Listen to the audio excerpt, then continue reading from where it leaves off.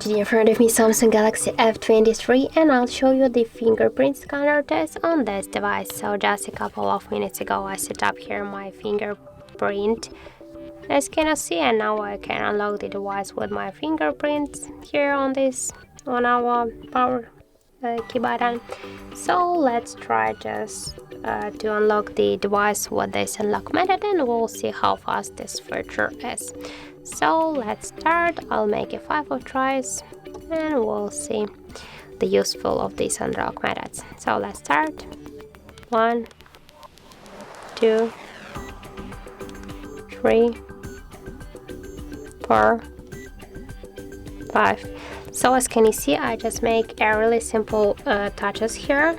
So as can you see, the fingerprint scanner works really fast here. I just suggest you to try the fingerprint unlock method of our Samsung Galaxy. If you don't like, for example, some methods like the passcodes, PIN codes, so you can try the fingerprint scanner or just face unlock. But first, just you can see the face unlock tests on our HardReset YouTube channel. And so I think that's my suggestions to you.